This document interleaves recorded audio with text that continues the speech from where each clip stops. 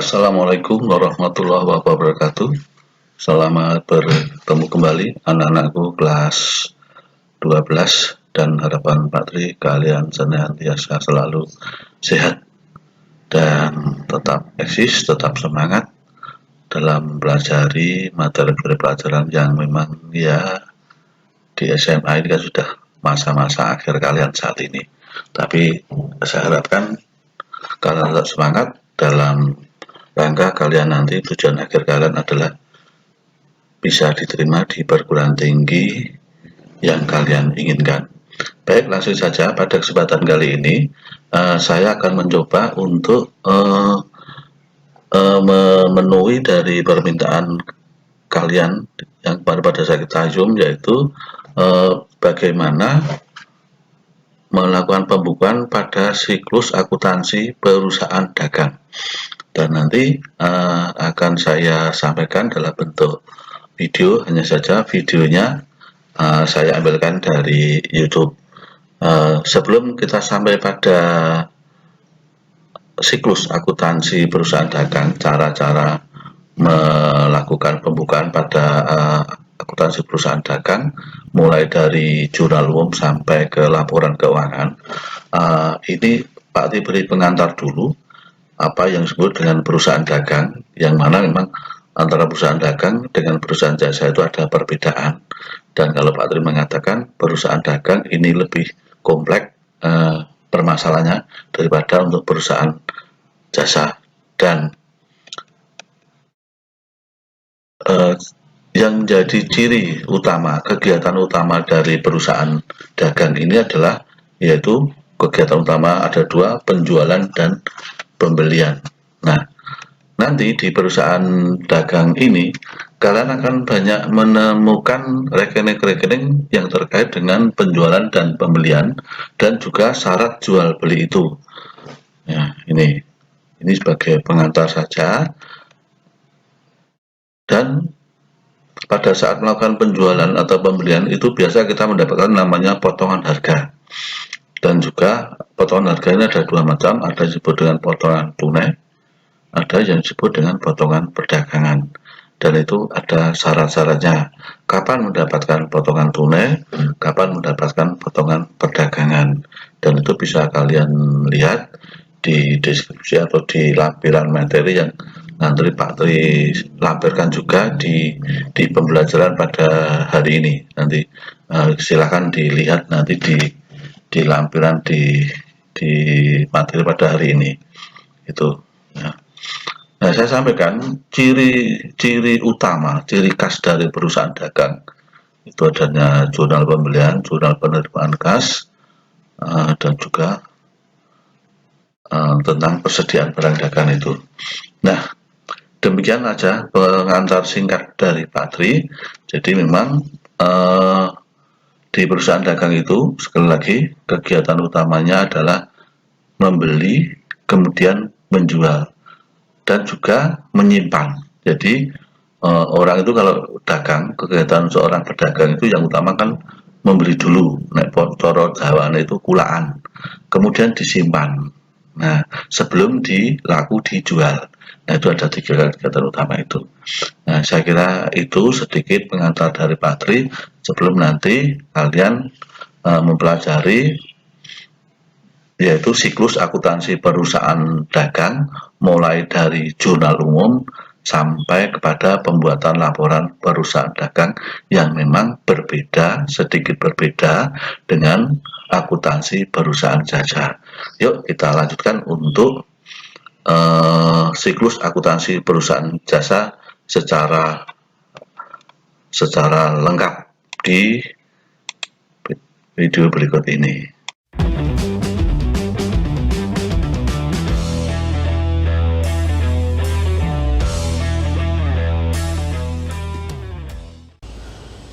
Maka izinkanlah aku mengajarimu, atau biarkan aku sekedar berbagi ilmu, atau izinkanlah aku sharing denganmu, atau biarkan ku mengharap kau tonton YouTubeku.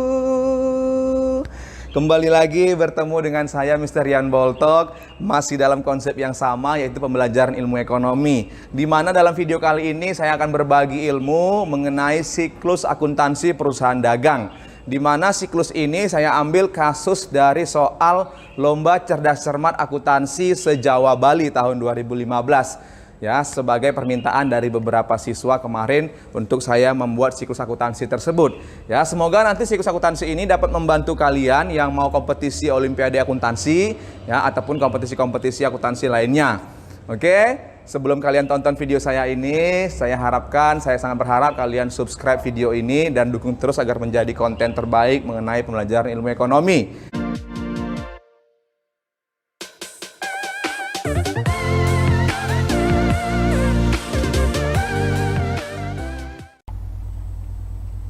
Nah, baik, dalam video kali ini saya akan membuat siklus akuntansi di mana soalnya saya ambil dari soal Olimpiade Lomba Cerdas Cermat Akuntansi tingkat SMA atau MA se-Jawa dan Bali tahun 2015. Ya, karena ada permintaan sih dari beberapa siswa untuk saya mengerjakan siklus akuntansi ini. Oke. Nah, di sini kita lihat sama-sama ada data neraca awal atau neraca saldo per 1 Desember 2014 oleh perusahaan dagang Sumber Rezeki. Ya, ada kas, piutang dagang sampai kepada beban administrasi lain-lain. Kemudian di sini diberikan lagi data, yaitu data transaksi yang terjadi selama Desember tahun 2014. Oke. Nah, di sini ada transaksinya. Kemudian diminta buatlah jurnal umum, posting ke dalam buku besar. Kemudian buatlah neraca saldo, lalu buat jurnal penyesuaian, kemudian buat kertas kerja dan membuat laporan keuangan. Nah, dalam soal ini ya, saya akan tambah lagi setelah kita buat jurnal penyesuaian, kita buat laporan keuangan, ada laporan arus kas nanti saya buat. Kemudian kita akan buat juga namanya jurnal penutup. Ya, setelah jurnal penutup lalu akan dibuatkan neraca saldo setelah penutup, lalu yang terakhir jurnal pembalik. Oke, langsung saja kita akan mengerjakan siklus akuntansi ini. Semoga nanti bermanfaat buat kalian yang menonton video ini. Oke, berarti langkah pertama kita akan buat jurnal umum. Di sini transaksi yang tadi saya pisahkan terlebih dahulu agar kita fokus untuk menyelesaikan jurnal umumnya. Jadi saya bagi-bagi dulu transaksinya. Nanti akan saya akumulasikan semua transaksi dalam satu jurnal umum. Oke, nah di sini ada mekanisme debit kredit ya untuk perusahaan dagang, harta, utang, modal, penjualan, pembelian dan beban. Oke, berarti caranya sama. Tabel jurnal umum untuk perusahaan jasa dan perusahaan dagang itu hampir sama. Ya, judulnya PD Sumber Rezeki jurnal umum. Oke. Nah, di sini ada tanggal. Nah, tambahannya di sini ada syarat untuk memudahkan kita dalam melihat transaksi-transaksi yang memiliki potongan nantinya. Oke, kemudian nama akun, kemudian ref, kode akun, kemudian debit dalam rupiah dan kredit dalam rupiah. Kita akan mulai dari tanggal 1, dibayar sewa untuk bulan Desember sebesar 2.500.000. Berarti muncul beban sewa di sini. Berarti bebannya bertambah di debit. Kemudian kita bayarnya pakai kas. Kas itu harta, berkurangnya di kredit. Sehingga tanggal 1 itu apabila kita buat jurnal umumnya, beban sewanya di debit 607 nomor refnya ya 2.500.000, kemudian kas 101 itu di kredit 2.500.000. Oke, lanjut tanggal 2 Desember 2014 dibeli barang dagang secara kredit dari PD Amanah, syaratnya 2/10 N/30 FOB shipping point atau free on board shipping point, seharga 12 juta kita beli secara kredit. Berarti tanggal 2 Desember. Nah, syaratnya tadi adalah 2/10 N/30 FOB shipping point. Nah, FOB shipping point itu adalah beban angkut ditanggung oleh si pembeli. Berarti kita yang menanggung beban angkutnya sebagai kita si pembeli. Nah, sehingga kita buat dulu terlebih dahulu transaksi untuk tanggal 2 ini ya. Untuk beban angkutnya nanti kita buat ketika kita mau membayarnya. Oke. Berarti pembelian ya, berarti bertambah pembelian kita. Pembelian bertambah di debit. Ya kan? 4501, maaf. Kemudian di debit 12 juta, kita beli kredit, maka akan muncul utang. Utang bertambah di kredit. Berarti utang dagang tapi di sini ya, karena perusahaan dagang, yaitu 201 sebesar 12 juta. Oke. Masih gampang ya. Nah, kemudian tanggal 14 membeli perlengkapan pokok secara tunai. Berarti perlengkapan itu harta. Harta bertambah di debit berupa perlengkapan. Berarti tanggal 4 Desember 2014 ya, perlengkapan pokok kita bertambah di debit sebesar 900.000, kode akun 105. Oke, kita beli tunai, maka kas kita yang berkurang di kredit. Kas itu harta, berkurangnya di kredit. 101 kode akunnya di kredit 900.000 ya, dalam rupiah. Oke, sampai sini masih paham ya? Oke. Kemudian tanggal 5 menjual barang secara kredit kepada PD Adijaya, syaratnya 2/10 per 30. FOB shipping point juga ya, 10.200.000. Maka tanggal 5 Desember syaratnya 2/10 per 30 FOB shipping point. Kita menjual secara kredit, berarti kita belum terima uang. Berarti piutang. Piutang itu harta, bertambah piutang kita, bertambah piutang di debit. Berarti piutang dagang di debit, kodenya 102 sebesar 10.200.000. Kemudian penjualan kita juga bertambah di kredit ya. Kodenya 401 sebesar 10.200.000. Nah, ini jurnal umum untuk transaksi tanggal 1 sampai tanggal 5. Oke. Nah, selanjutnya kita akan buat jurnal umum untuk transaksi tanggal 8 sampai tanggal 18. Sama caranya, sediakan dulu tabelnya. Oke. Tanggal, syarat, nama akun, ref, debit, kredit. Nah, tanggal 8 membayar biaya transportasi atas pembelian tanggal 2 Desember. Berarti tanggal 8 kita bayar beban. Konsep untuk membayar beban baik di perusahaan jasa maupun di perusahaan dagang itu semua caranya sama. Selalu beban di debit, kasnya di kredit. Berarti di sini beban angkut pembelian. Kodenya 601 itu di debit 225.000, kemudian kas kita di kredit 101 225.000.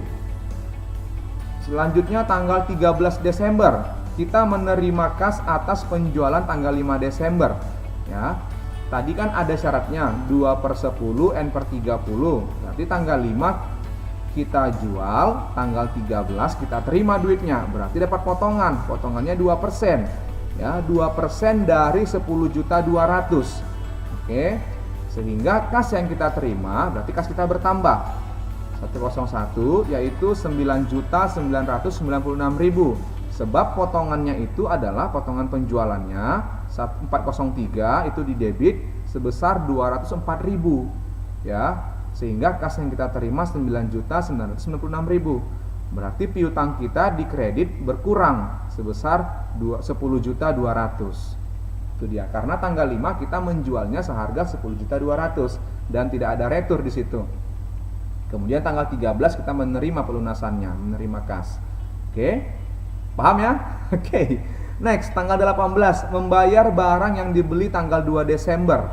Kita membeli tanggal 2 Desember. Tadi tanggal 2 Desember itu syaratnya itu 2/10 N per 30. Berarti dari tanggal 2 ke tanggal 18. 2, 3, 4, 5, 6, 7, 8, 9, 10, 11, 12. Berarti tidak dapat potongan ya. Berarti langsung saja kita membayar. Berarti kita membelinya di tanggal 2 itu kredit.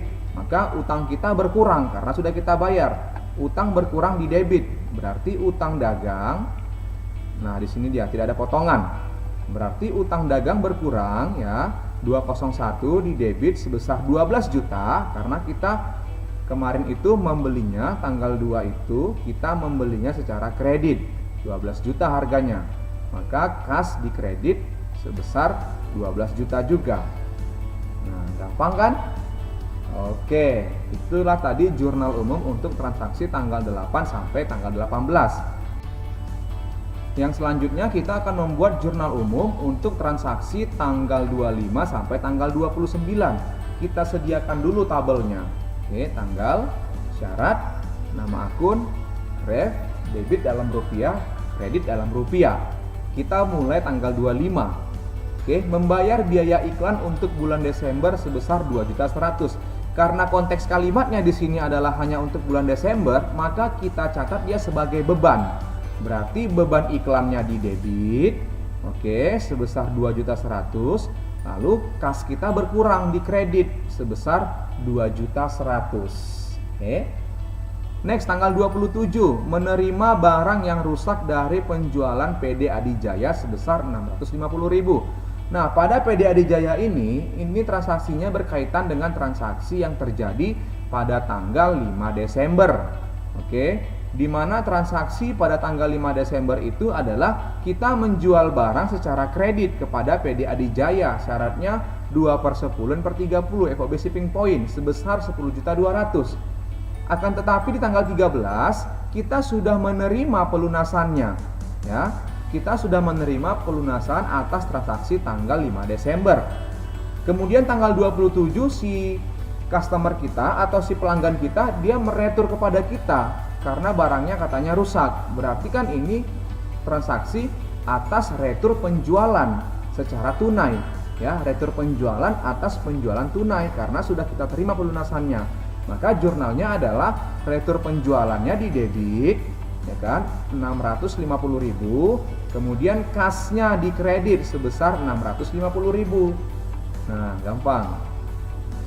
Next, yang terakhir adalah tanggal 29 Desember, membeli peralatan toko secara tunai sebesar 13.400.000. Berarti di sini peralatan toko kita bertambah, harta kita bertambah berupa peralatan toko, harta bertambah di debit. Berarti tanggal 29 peralatan toko di debit, ya kan, sebesar 13.400.000, maaf. Kemudian kas kita berkurang sebesar 13.400.000. Oke? Gampang kan? Nah, lalu seluruh transaksi tadi itu sebenarnya harus kita kerjakan dalam satu tabel jurnal umum, tetapi karena ini merupakan proses pembelajaran, maka saya pisah-pisah agar lebih paham lagi untuk membuat jurnal umum. Sehingga ketika kita satukan, maka jadilah seperti ini. Inilah jurnal umum PD Sumber Rezeki Desember 2014. Nah, ini dia jadinya. Nah, gampang kan? Oke, lalu kita akan posting dia ke dalam buku besar. Oke, di sini saya sudah sediakan tabel jurnal umum yang tadi, ya. Kita akan posting jurnal umum ini ke dalam buku besar, ya. Seperti di pembelajaran sebelumnya, ya. Buku besar itu adalah kumpulan akun-akun dengan kode akun yang sama yang bersumber dari jurnal umum. Oke, nah di sini kita akan mulai dari akun kas, ya. Nah, di sini saya sediakan juga data awal tadi, data awal neraca saldo awal yang 1 Desember 2014. Ini harus kita masukkan. Berarti kasnya 54.508.000, ya. Tanggal 1 kita buat saldo. Maka kita buat langsung di debit dalam ribuan rupiah, ya. Kemudian kita lihat lagi yang kas tanggal 1 Desember, maka kita masukkan tanggal 1 Desember. Oke, transaksi atas pembayaran sewa, ya, bayar sewa. Di mana kasnya itu di debit. Di kredit 2.500.000, berarti debit kredit kita kurangkan. Nah, jadi 52.008.000 rupiah. Oke. Selanjutnya kas muncul di tanggal 4 Desember. Ya, kita buat tanggal 4 Desember atas pembelian perlengkapan di kredit juga sebesar 900.000. Maka debit kredit kita kurangkan, letakkan dia di debit karena saldo debit lebih besar. Selanjutnya kas muncul tanggal 8, maka buat tanggal 8 Desember. Oke. Atas beban angkut pembelian di kredit 225.000. Oke, dalam ribuan rupiah kita kurangkan sehingga saldonya menjadi 50.883.000 rupiah. Oke, kemudian kas muncul tanggal 13 Desember di debit. Oke, itu atas penerimaan piutang, ya, sebesar 9.996.000 rupiah. Maka debit kita jumlahkan, dapatlah dia 60.879.000 rupiah. Selanjutnya kas muncul tanggal 18 Desember. Oke, 18 Desember itu atas pembayaran utang. Ya, 12 juta di kredit, maka debit kredit kita kurangkan. Maka saldonya menjadi 48.879.000 rupiah. Kemudian kas muncul tanggal 25 Desember. Ya, tanggal 25 atas pembayaran iklan sebesar 2.100.000.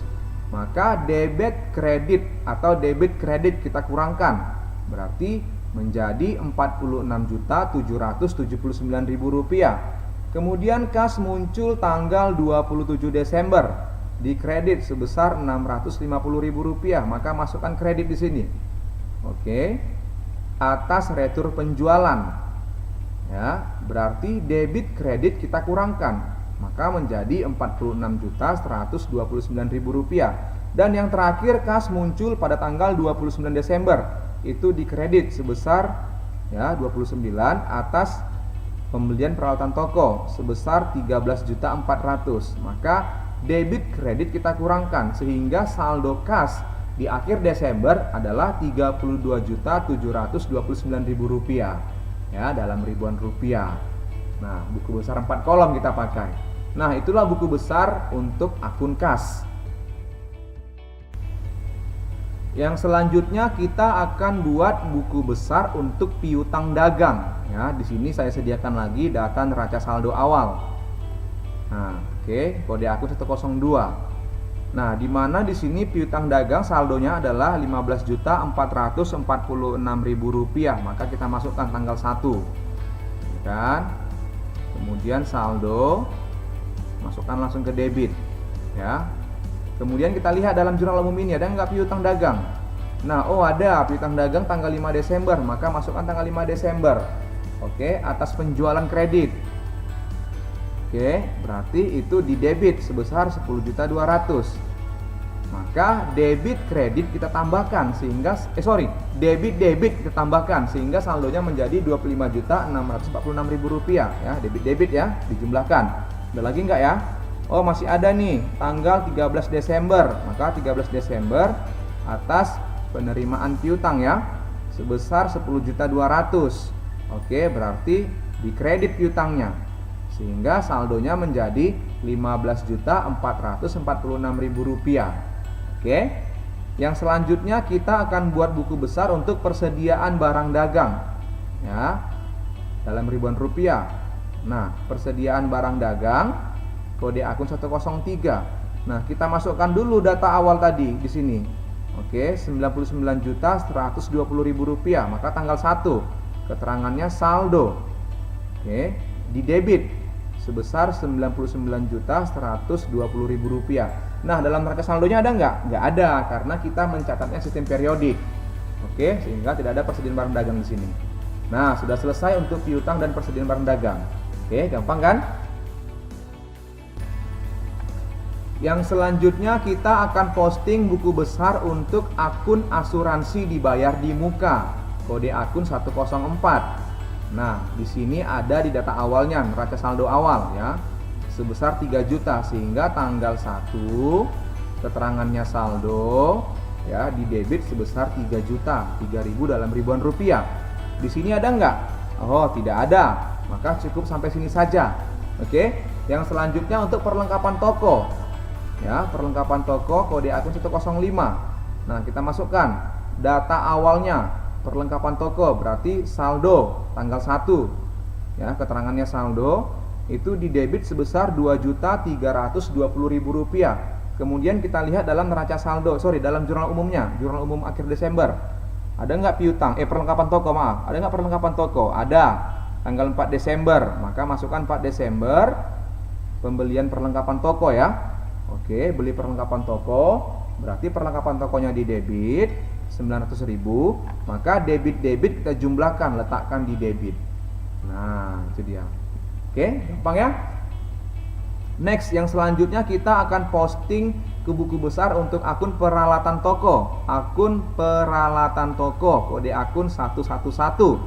Oke, maka kita masukkan di sini data awalnya, peralatan toko ya. Itu di debit Rp44.440.000 tanggal 1, keterangannya saldo. Oke, di debit Rp43.440.000. Nah, lalu kita lihat dalam jurnal umumnya. Ada nggak? Oh, ada.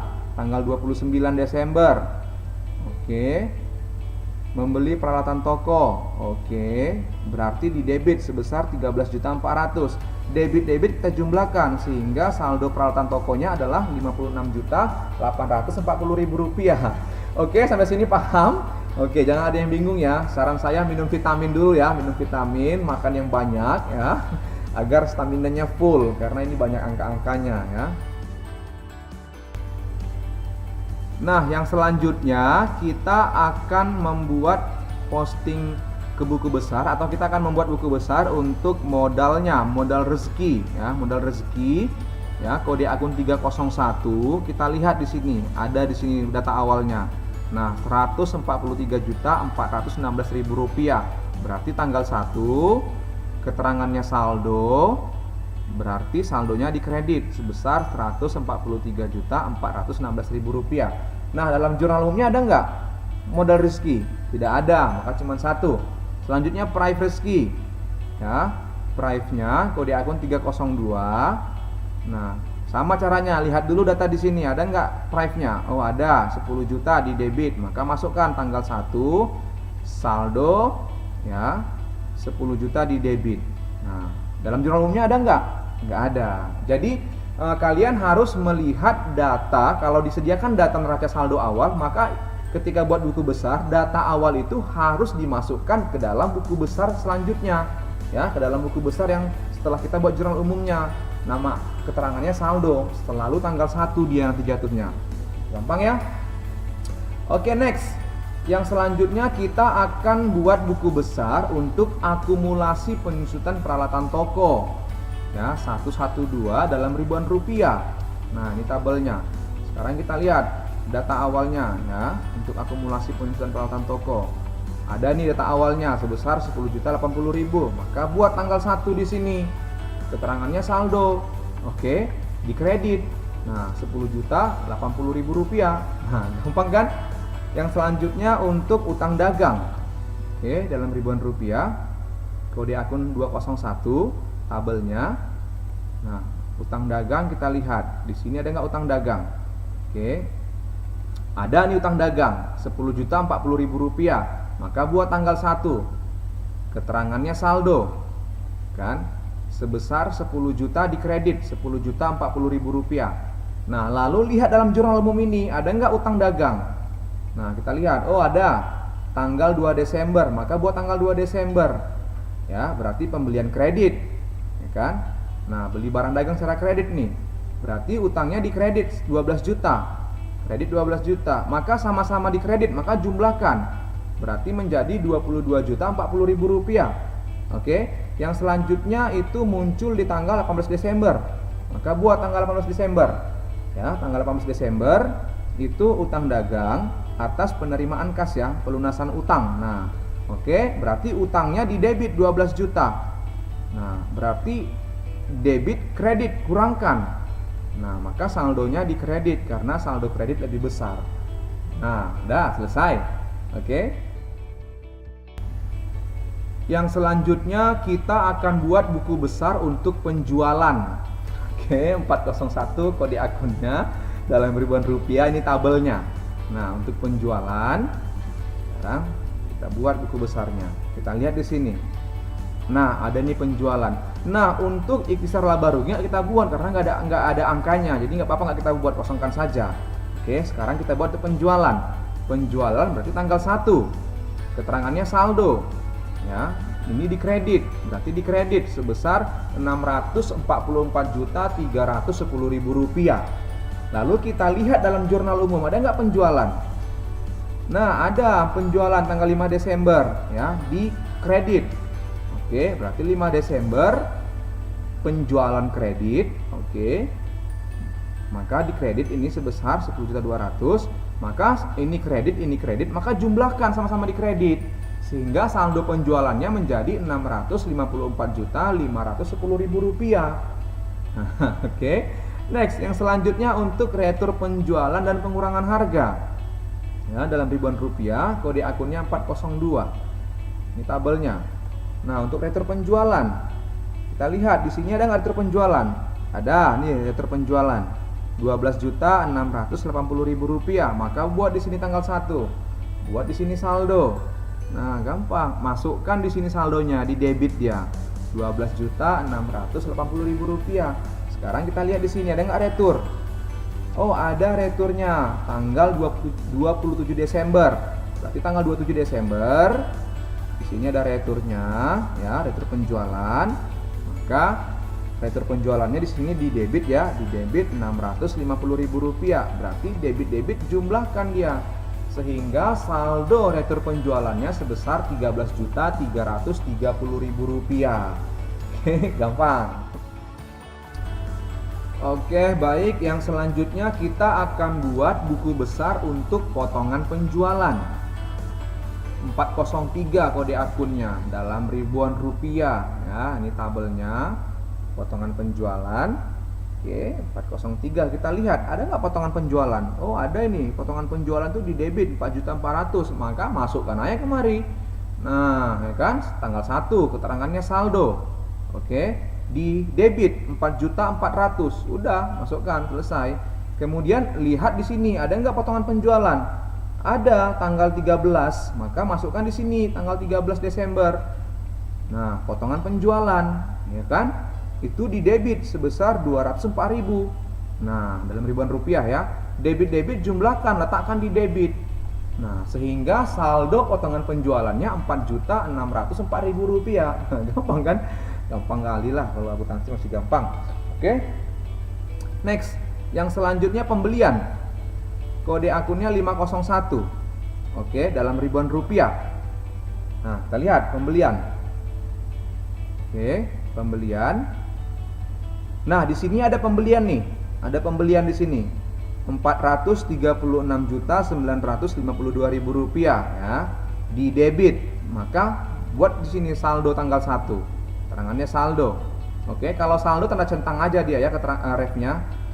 Kemudian di sini di debit ya sebesar Rp436.952.000 dalam ribuan rupiah kita buat. Lalu kita lihat ke jurnal umumnya, ada nggak pembelian? Oh, ada tanggal 2, maka masukkan tanggal 2 di sini. Nah, pembelian kredit, ya kan? Atau beli barang dagang di debit 12 juta, ya kan? Maka debit jumlahkan, letakkan dia di debit sebesar Rp448.952.000. Gampang ya. Oke, gampang. Selagi masih ada Rian Boltok, akuntansi pasti gampang. Oke, yang berikutnya kita akan posting ke buku besar yaitu retur pembelian ya, kode akun 502. Oke, dalam ribuan rupiah. Tabelnya kita buat besar 4 kolom. Nah, retur pembelian kita lihat, ada nggak di sini retur pembelian? Oh, ada nih, retur pembelian dan PH ya kan? Di kredit sebesar 2 juta, maka saldo tanggal 1, keterangannya saldo, di kredit sebesar 2 juta. Di sini ada nggak retur pembelian? Nggak ada, cuma 1, maka cuma saldonya saja. Yang selanjutnya adalah untuk potongan pembelian 503 kode akunnya dalam ribuan rupiah. Lalu di sini kita sediakan tabelnya, buku besar 4 kolom. Oke, potongan pembelian. Nah, kita lihat warna hijau potongan pembelian di kredit sebesar Rp500.000. Maka saldo tanggal 1 Desember ya kan, kredit sebesar Rp500.000. Gampang. Oke. Next, yang selanjutnya itu adalah untuk beban angkut pembelian ya. Beban angkut pembelian 601 dalam ribuan rupiah tabelnya. Oke. Nah, beban angkut pembelian kita lihat. Beban angkut, nah ini beban angkut pembelian di debit sebesar Rp600.000 tanggal 1. Keterangannya saldo, di debit Rp600.000. Lalu kita lihat dalam jurnal umumnya, ada nggak beban angkut pembelian? Ada, tanggal 8 Desember. Masukkan di sini tanggal 8 Desember. Ya kan? Beban angkut pembelian. Kode akunnya 225 di debit. Nah, maka nih saldokan jadi 8825. Oke. Selanjutnya beban angkut penjualan. Beban angkut penjualan ada nggak beban angkut penjualan? Nanti kodenya sini beban angkut pembelian nih buat ya. Ini kan kosong nih. Kodenya keterangannya beban angkut pembelian. Sekarang beban angkut penjualan.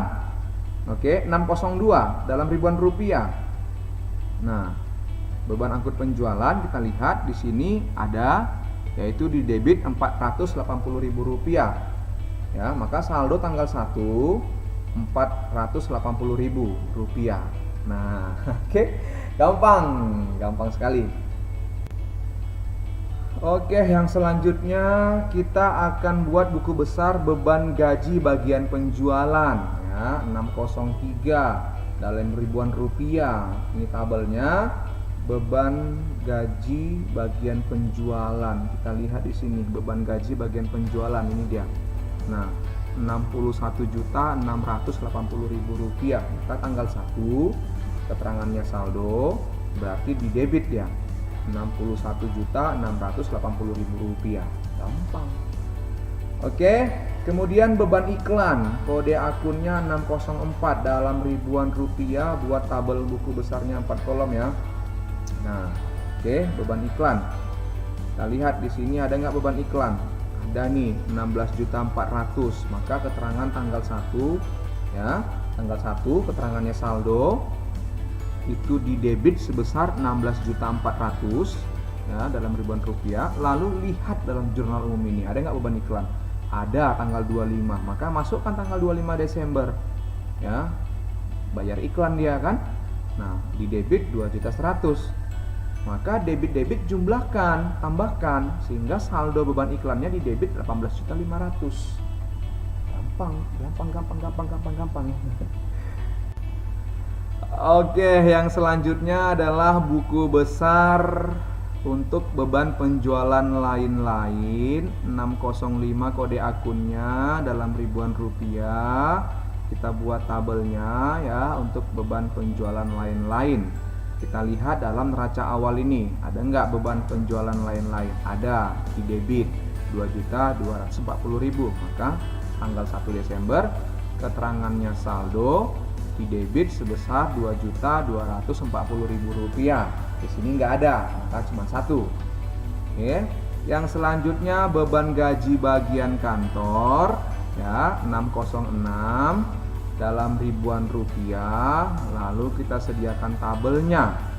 Oke. Kita lihat beban gaji bagian kantor di sini ada nggak? Ada, 24.240.000 rupiah. Maka tanggal 1 keterangannya saldo sebesar 2.240.000 rupiah. Oke, gampang. Oke, next yang selanjutnya.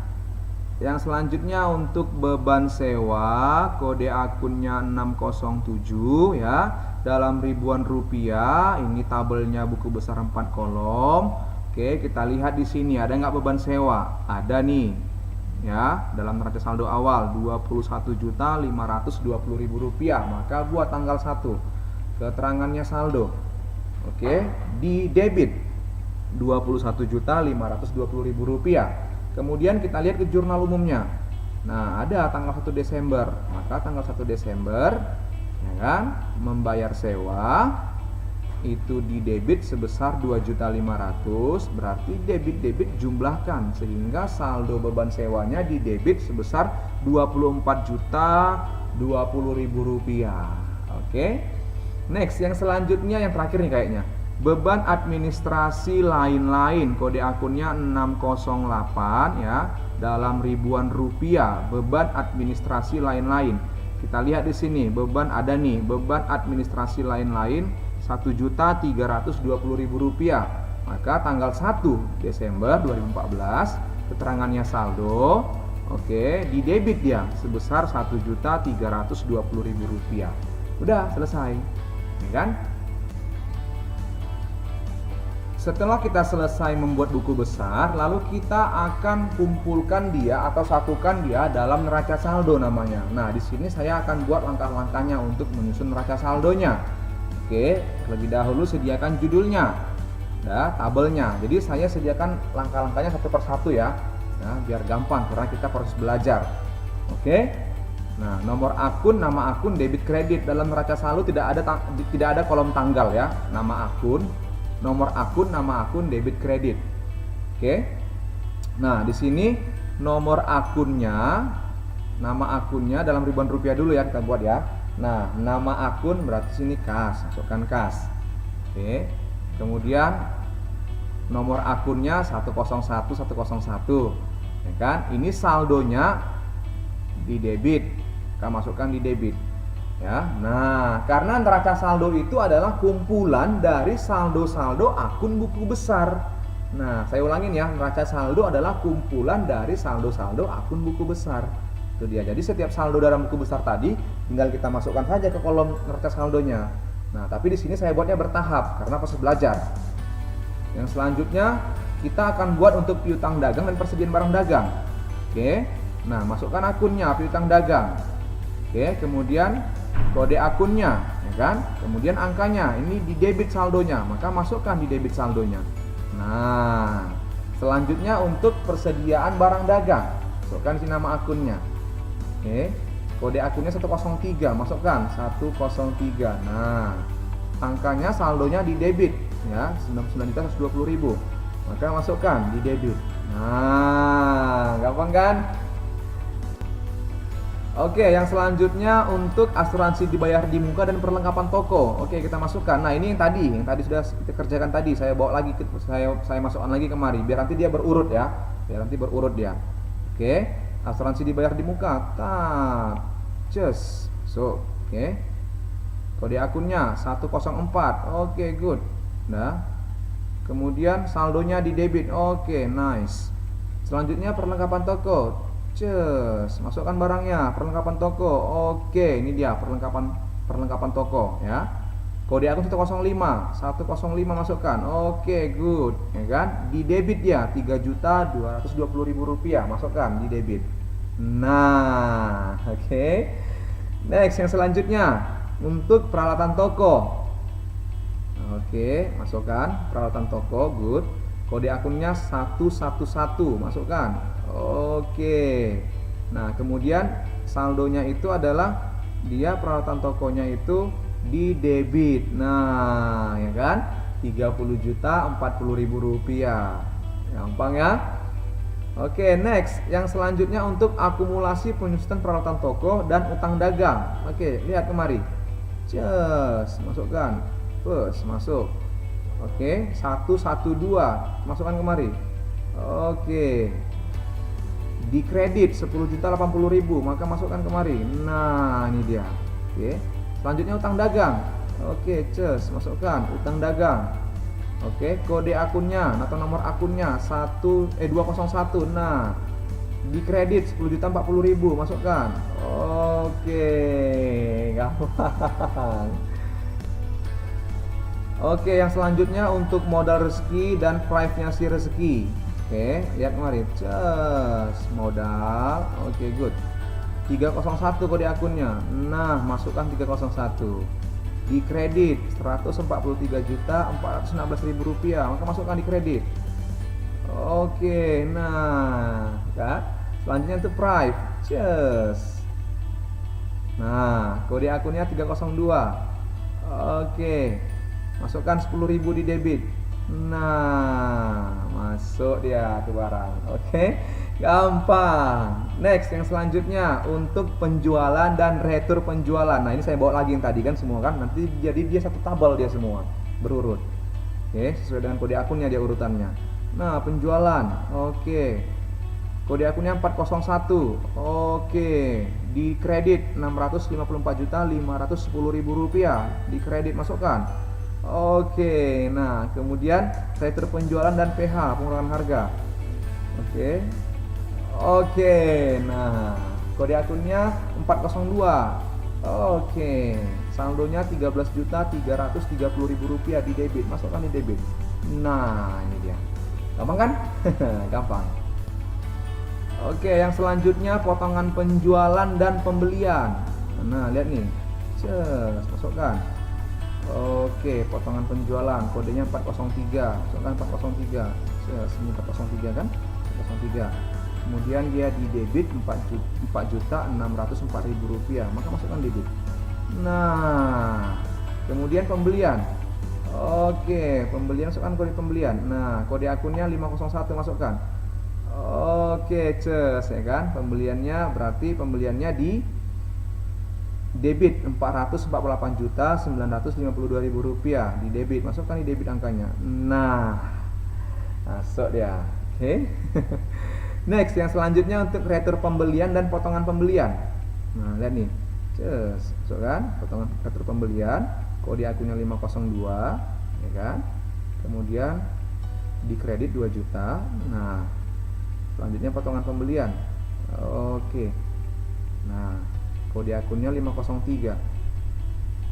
Oke, 503 di kredit 500.000.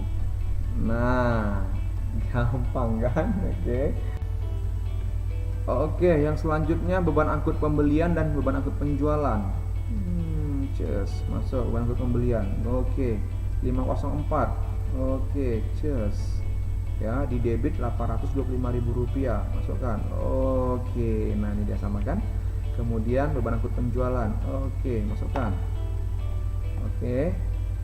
Nah, kode akunnya 505 nih. Nah, 480.000 di debit.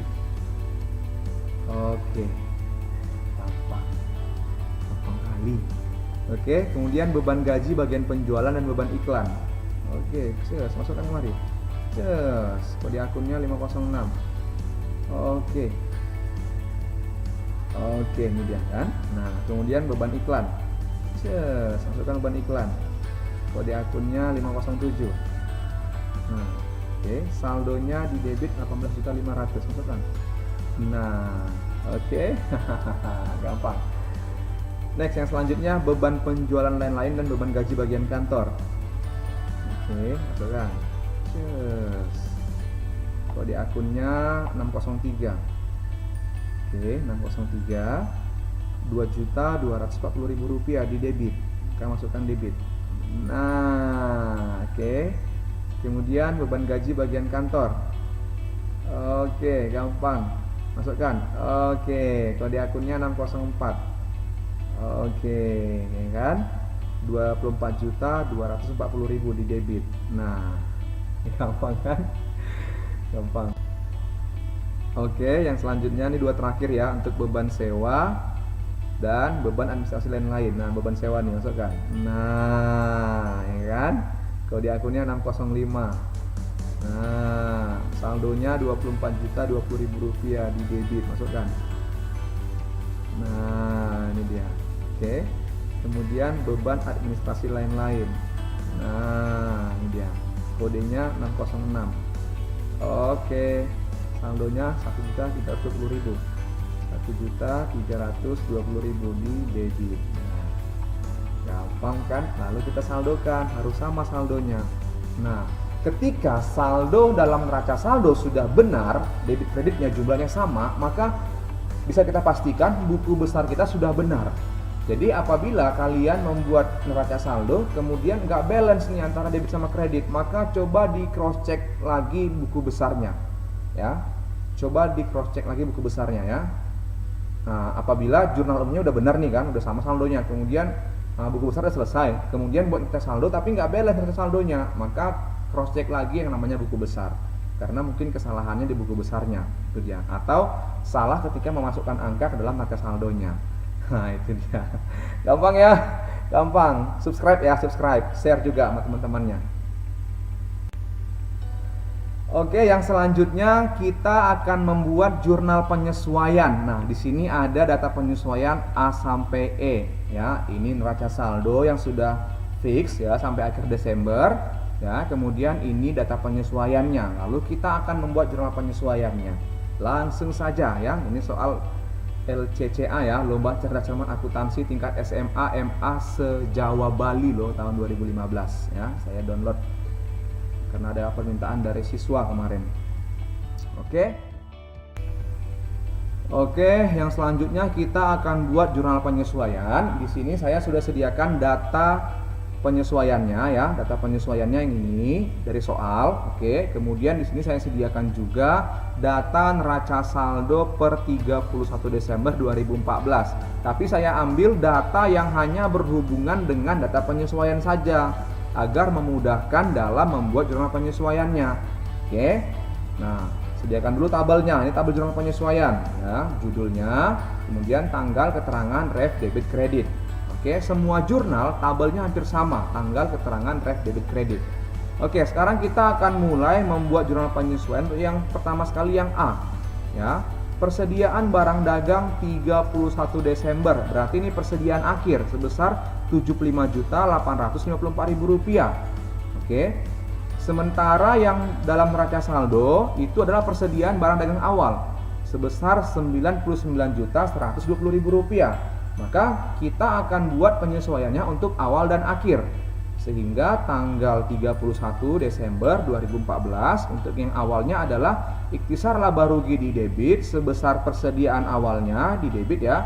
Kemudian persediaan barang dagangnya di kredit sebesar persediaan awalnya. Kemudian untuk persediaan akhir kebalikannya AJP-nya, berarti persediaan barang dagang akhir sejumlah persediaan akhirnya ya Rp75.854.000. Kemudian ikhtisar laba rugi sejumlah persediaan akhirnya. Nah, gampang kan? Selanjutnya yang B, asuransi yang terpakai sebesar Rp1.500.000. Kita lihat asuransinya. Nah, di sini asuransinya dicatat sebagai harta. Berarti kalau sebagai harta, maka kita akan mengambil nilainya yang terpakai. Nah, di soal sudah langsung dikatakan yang terpakai. Berarti langsung saja untuk asuransi dibayar di muka, maka penyesuaiannya itu adalah metode harta, yaitu beban asuransi di debit sebesar Rp1.500.000, kemudian asuransi dibayar di muka di kredit sebesar Rp1.500.000. Oke. Next, yang selanjutnya untuk perlengkapan toko. Perlengkapan toko yang tersisa sebesar Rp800.000. Sementara di sini perlengkapan toko saldo awalnya adalah Rp3.220.000. Berarti kita pakai metode harta ya. Karena akunnya akun perlengkapan, akun harta, maka pakai metode harta. Catat yang terpakai. Ini cara hitungnya. Perlengkapan toko yang terpakai berarti saldo awalnya Rp3.220.000 dikurang dengan yang tersisa sebesar Rp800.000. Sehingga nilai perlengkapan toko yang terpakai adalah sebesar Rp2.420.000. Sehingga jurnal penyesuaiannya adalah beban perlengkapan toko di debit sebesar Rp2.420.000, perlengkapan toko di kredit sebesar Rp2.420.000. Saya ulangin ya, beban perlengkapan toko di debit Rp2.420.000, perlengkapan toko di kredit sebesar Rp2.420.000. Gampang ya? Kemudian yang D, penyusutan peralatan toko sebesar Rp7.200.000 ya. Berarti untuk penyusutan langsung saja beban penyusutan akumulasi penyusutan. Ya kan? Berarti beban penyusutan peralatan toko di debit 7,2 juta, kemudian akumulasi penyusutan peralatan toko di kredit sebesar Rp7.200.000. Saya ulangin ya. Beban penyusutan peralatan toko di debit 7,2 juta, kemudian akumulasi penyusutan peralatan toko di kredit sebesar 7,2 juta. Kemudian gaji yang belum dibayar yaitu gaji bagian penjualan sebesar Rp900.000 dan gaji bagian kantor sebesar Rp700.000. Berarti ada dua penyesuaian nanti ya. Maka beban gaji utang gaji ya. Yang pertama untuk bagian kantor berarti bagian penjualan, beban gaji bagian penjualan di debit Rp900.000, kemudian utang gaji bagian penjualan di kredit Rp900.000. Selanjutnya beban gaji bagian kantor di debit sebesar Rp700.000, kemudian utang gaji bagian kantor di kredit sebesar Rp700.000. Dah selesai. Lalu kita saldokan dan harus sama saldonya. Nah, selesai untuk jurnal penyesuaian. Selanjutnya kita akan masuk ke dalam kertas kerja. Oke, gampang ya. Ini masih gampang. Nanti selanjutnya saya akan buat juga siklus akuntansi untuk perusahaan dagang metode metode HPP. Tapi setelah video ini selesai. Oke, yang selanjutnya kita akan membuat namanya kertas kerja. Nah, kertas kerja perusahaan dagang PD Sumber Rezeki. Ya, di sini saya sediakan data jurnal penyesuaiannya karena ini kertas kerja 10 kolom, ada penyesuaian, NSD, neraca saldo disesuaikan, laba atau rugi dan neraca. Oke. Nah, lihat kemarin ya. Berarti kita akan mulai mengisi kolom penyesuaian. Ambil dari sini, ikhtisar laba rugi. Ya. Maka masukkan dia, ikhtisar laba rugi, masukkan angkanya. Oke, di debit, kan? Kemudian persediaan barang dagang awal. Ya, berarti persediaan barang dagang di kredit. Nah, berarti ini nilai awal di kredit Rp99.120.000. Oke. Kemudian persediaan barang dagang lagi. Ya, berarti ini yang akhir, ya kan? Persediaan barang dagang akhir. Ya, di debit Rp75.854.000. Lalu ikhtisar laba rugi di kredit sebesar persediaan akhirnya. Nah, tinggal masukkan aja angkanya. Nah, apabila tidak ada nama akunnya di sini, maka munculkan akun baru seperti yang ini, beban asuransi. Nah, beban asuransi nggak ada, munculkan akun baru. Beban asuransi 609. Nah, di debit sebesar 1,5 juta. Kemudian asuransi dibayar di muka, ya kan? Masukkan angkanya. Nah, ya kan? Kemudian beban perlengkapan toko ada nggak? Nggak ada, munculkan akun baru, beban perlengkapan toko. Nah, oke. Berarti di debit Rp2.420.000 pada perlengkapan toko. Ada nggak perlengkapan toko? Ada ini. Nah, masukkan dia perlengkapan toko. Oke. Selanjutnya untuk beban penyusutan peralatan toko, ada nggak? Beban penyusutan peralatan toko nggak ada, munculkan akun baru berarti. Nah, oke. Yaitu di debit sebesar 7.200.000. Akumulasinya ada nggak? Akumulasi ada nih, berarti masukkan dia. Nah, 7.200.000. Oke. Next, selanjutnya untuk beban gaji bagian penjualan ada nggak sini? Beban gaji bagian penjualan ada, masukkan angkanya saja kalau gitu. Oke. Utang gajinya ada nggak? Nggak ada, munculkan akun baru untuk utang gaji. Oke. Munculkan akun baru utang gaji bagian penjualan. Oke, berarti di kredit sebesar Rp900.000. Nah, kemudian beban gaji bagian kantor ada nggak? Beban gaji bagian kantor ada nih, masukkan angkanya Rp700.000. Dah, kemudian utang gajinya ada nggak? Utang gaji bagian kantor nggak ada, maka munculkan akun baru utang gaji bagian kantor. Oke. Nah, di kredit Rp17.000. Udah selesai, lalu saldokan, harus sama saldonya. Saldo debit harus sama dengan saldo kredit. Nah, sama. Oke. Nah, selanjutnya kita akan mengisi neraca saldo disesuaikan. Oke, untuk mengisi NSD-nya gampang. Kalau dia debit kita jumlahkan letakkan di debit. Kalau dia kredit jumlahkan letakkan di kredit. Kalau dia debit kredit atau kredit debit, maka kita kurangkan, letakkan selisihnya di saldo yang pengurangnya lebih besar. Oke.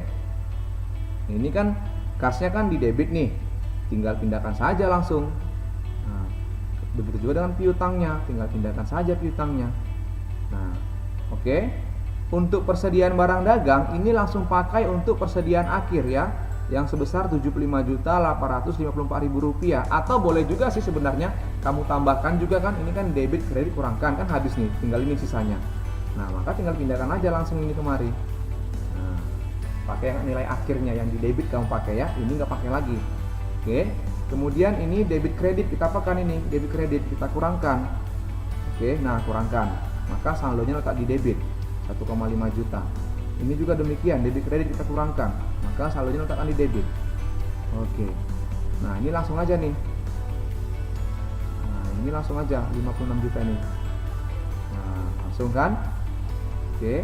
Selanjutnya ini sama-sama di kredit, jumlahkan, letakkan di kredit. Nah, jumlahkan. Oke, letakkan dia di kredit.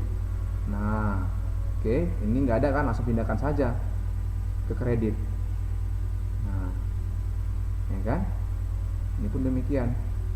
Nah, pindahkan saja langsung. Nah, ini pun demikian, langsung aja pindahkan price-nya ke debit. Nah, oke, gampang. Ini pun demikian, langsung pindahkan ini kredit. Nah, ya kan? Oke, gampang kali lah ini. Ini juga demikian, langsung pindahkan dia ke debit NSD-nya. Oke. Nah, ini pun demikian, langsung pindahkan ke debit. Nah, jadi kalian harus fokus untuk membuat kertas kerja, minum vitamin dulu biar konsentrasi, biar nggak pusing gitu kan. Nah, kalau ini serlaba rugi, karena dia metode serlaba rugi, ambil dua-duanya, ya. Dua-duanya pindahkan kemari ke NSD-nya. Nah, pindahkan dia dua-duanya angkanya. Nah, ya, pindahkan dia. Kalau ini retur pembelian, tinggal pindahkan saja ke kredit. Nah, ini masih ada pembelian, maaf, pembeliannya ketinggalan nanti. Oke. Nah, retur pembeliannya pindahkan langsung ke kredit. Oke. Potongan pembelian juga dipindahkan ke kredit. Oke. Nah, oke. Beban angkutnya juga pindahkan langsung. Beban angkutnya. Oke. Nah, ke debit. Begitu juga dengan beban angkut penjualannya. Oke. Nah, ya kan? Beban gaji bagian penjualan sama-sama debit, jumlahkan. Ya kan? Sama-sama debit mereka, maka jumlahkan. Letakkan dia di debit. Oke, beban iklan tidak ada temannya di penyesuaian, langsung saja pindahkan beban iklannya. Oke. Kemudian beban penjualan lain-lain, langsung pindahkan. Oke, saya aja fokus nih. Oke, beban gaji bagian kantor, debit jumlahkan. Oke. Nah, ya kan? Kemudian beban sewa. Nah, debit langsung jumlahkan. Oke. Nah, selanjutnya beban administrasi lain-lain, langsung pindahkan ke debit. Nah, ya kan? Oke, itu dia. Nah, untuk yang ini, akun baru ini, otomatis langsung pindah saja manual mereka langsung kemari. Nah, ini debit, pindahkan langsung ke debit. Nah, pasti otomatis pindah karena nggak ada temannya. Di penyesuaian kan cuma mereka aja gitu. Oke, langsung pindahkan. Nah, pindahkan dia. Ini juga pindahkan, tinggal pindahkan saja. Nah, gampang. Yang penting kamu sudah paham penyesuaiannya. Kalau udah paham penyesuaian, udah gampang buat terus kerja. Nah, ini kredit, pindahkan ke kredit. Nah, ini kan utang gaji bagian kantor, pindahkan ke kredit. Nah, lalu untuk membuktikan penjumlahan dan pengurangan kita benar atau salah, kita jumlahkan debit, kita jumlahkan kredit harus sama saldonya. Nah, saya sudah benar, sudah sama di sini. Nah, nggak boleh disama-samakan ya, nanti salah, jangan sama-samakan. Nah, gampang kan? Gampang. Oke, selanjutnya kita akan mengisi kolom laba rugi. Nah, laba rugi ini diisi oleh akun nominal. Ya, akun nominal itu yang ini yang saya kasih warna kotak biru ini semua akun nominal. Ya, nah itu akun nominal dalam perusahaan dagang. Oke, tinggal pindahkan saja, tapi ambil data dari NSD angkanya. Oke, jadi kalau di NSD seperti penjualan, di NSD dia di kredit, maka pindahkan ke kredit. Ya, jadi kamu tinggal pindahkan saja. Itu dia. Yang saya kotakkan ini dia akun nominal itu ya. Akun nominal ini akan masuk ke dalam kolom laba rugi ya. Oke. Penjualan, retur penjualan, potongan penjualan, pembelian, retur pembelian, potongan pembelian, semua beban itu akun nominal. Laba rugi itu akun nominal juga. Nah, ini kan di debit, pindahkan langsung ke debit. Nah, kemudian di kredit, ini kredit, pindahkan kredit. Nah, debit maaf, kredit pula. Nah, ini ambil dua-duanya. Pindahkan dua-duanya, jadi kredit. Nah, oke, ini di debit, pindahkan ke debit. Nah, ini kredit, pindahkan kredit. Nah, ya kan? Ini pindahkan ke kredit. Nah, ini kan semua kan di debit nih kan, dari 825 sampai 1320. Maka pindahkan saja ini semua, pindahkan dia ke debit. Nah, otomatis dia pindah langsung. Nah, ini kan gampang. Oke. Gampang kan? Nah, jadi yang penting kalian fokus ya, pastikan kalian benar-benar paham jurnal penyesuaian. Nah, biar paham jurnal penyesuaian, kalian bisa lihat video saya yang sebelumnya, ada jurnal penyesuaian di situ ya. Nah, lalu ini tinggal pindahkan juga otomatis ke debit. Nah, pindahkan ke debit. Oke. Nah, pindahkan ke debit. Udah selesai. Nah, lalu kita saldokan dia, debit sama kredit kita saldokan. Nah, saldokan. Nah, apabila saldo kredit dalam kolom laba rugi kertas kerja lebih besar daripada saldo debit pada kolom laba rugi kertas kerja, maka menyatakan perusahaan tersebut mengalami laba. Ya, saya ulangin ya. Apabila dalam kolom laba rugi, ya, apabila dalam kolom laba rugi kredit, ya, saya ulangin, apabila dalam kolom kredit laba rugi dalam neraca lebih besar saldo yang dikredit ya daripada saldo yang di debit dalam laba rugi neraca. Saya ulangin. Apabila dalam kertas kerja kolom laba rugi saldo yang dikredit lebih besar daripada saldo yang didebit, maka menyatakan perusahaan tersebut mengalami laba. Ini kan kalau kita lihat kan lebih besar di kolom kredit kan, kredit 732, debitnya 712. Maka PD sumber rezeki ini mengalami laba. Maka kurangkan dia. Kurangkan, selisihnya adalah Rp20.833.000. Maka ini adalah labanya ya, laba perusahaannya. Maka saldo labanya letakkan di kolom laba rugi di sisi debit. Nah, biar balance dia. Jadi ya, gampang kan? Gampang sekali. Oke, baik. Yang selanjutnya kita akan mengisi kolom neraca. Nah, kolom neraca ini diisi oleh akun real. Nah, akun real itu harta utang modal atau selain akun-akun nominal, selain akun-akun yang ada dalam laba rugi, pindahkan semua otomatis ke neraca. Nah, kemudian angka yang diambil juga masih sama.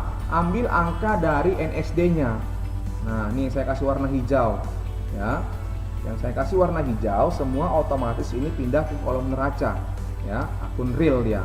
Nah, kas ambil angka dari sini. Nah, di debit pindahkan ke debit, di utangnya pindahkan ke debit. Nah, ambil angkanya dari neraca saldo disesuaikan. Oke, asuransi dibayar di muka. Ya, selanjutnya perlengkapan toko 800.000. Kemudian peralatan toko 56.840.000. Oke, kemudian ini utang dagangnya di kredit, maka pindahkan ke kredit. Nah, kemudian pindahkan ini ke kredit 10.040.000. Nah, selanjutnya modal rezekinya 143416 pindahkan.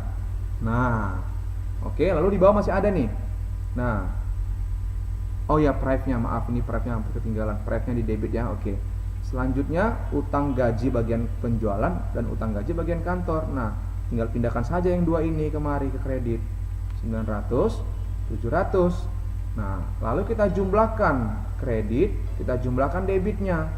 Nah, apabila dalam kertas kerja, ya, kolom neraca, saldo di kredit dan saldo di debit, selisihnya menunjukkan angka yang sama dengan selisih di kolom laba rugi, yaitu sebesar 20.833.000, maka kertas kerja kita benar. Ya, jadi kalau saya kurangkan 193.169.000 dikurang dengan 172.336.000, maka saldonya sama, selisihnya sama, yaitu 20.833.000. Nah, berarti kertas kerjanya sudah benar. Ya, selisihnya letakkan di kredit. Nah, ini menyatakan dia laba.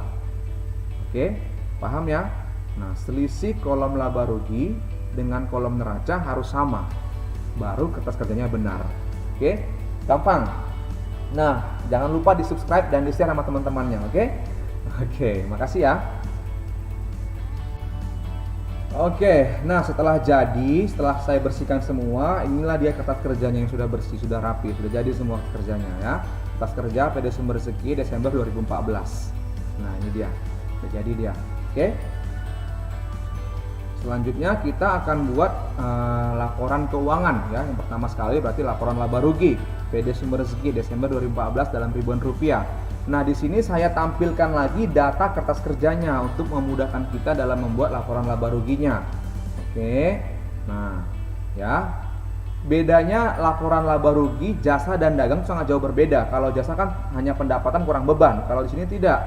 Karena ada penjualan dan pembelian, maka kita harus cari dulu laba bersihnya ya. Atau laba kotornya, maaf. Jadi, laba bersih itu sama dengan laba kotor tambah pendapatan kurang beban. Oke.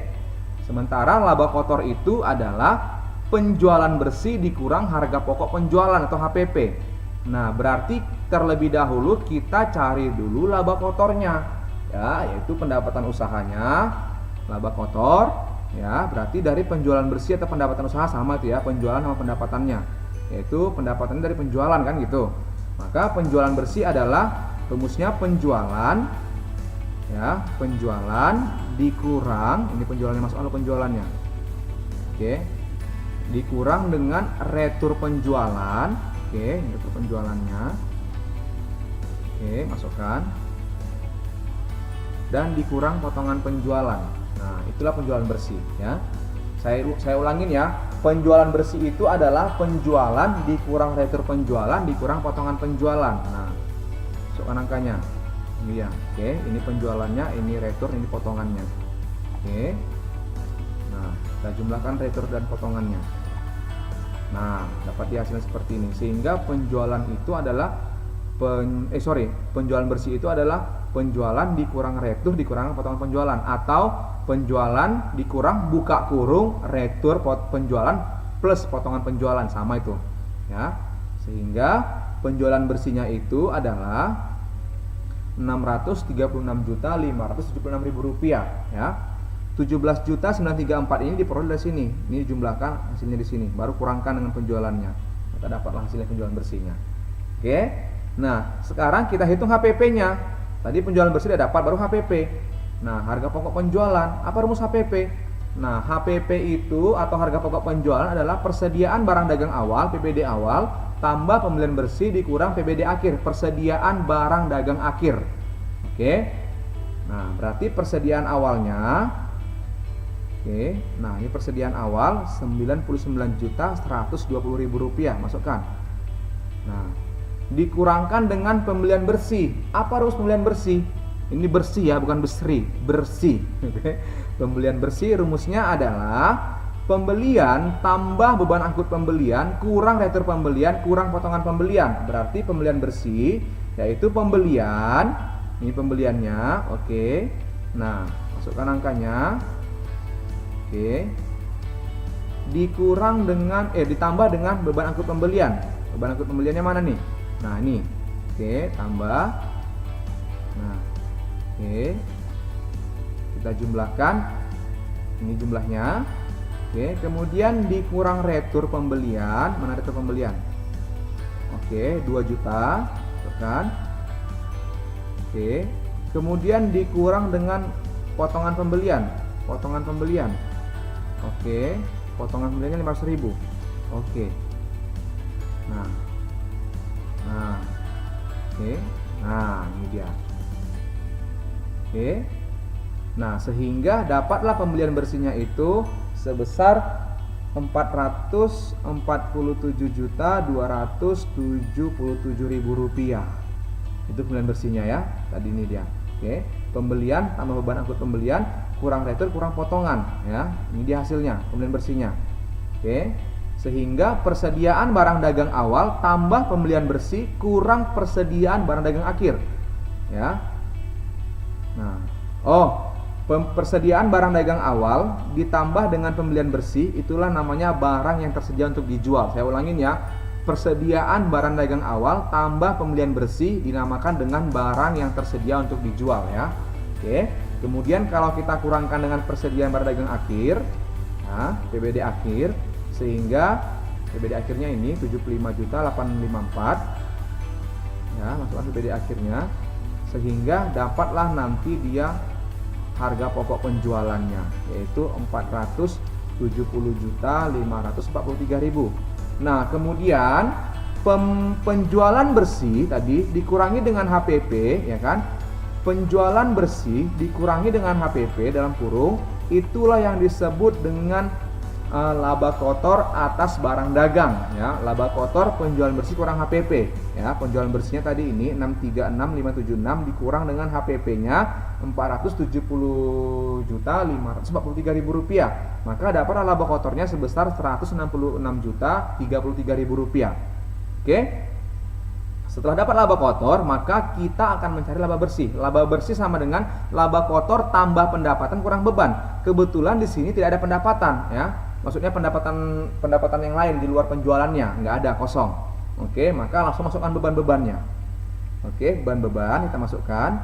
Nah, yang pertama beban angkut penjualan. Oke, 480 masukkan. Oke. Selanjutnya beban gaji bagian penjualan. Oke. 62.580 ya. 62.580. Oke. Selanjutnya beban iklan. Oke. Beban iklan 18.500. Oke. Masukkan. Nah, oke. Selanjutnya beban penjualan lain-lain. Oke. 2.240.000. Nah, masukkan.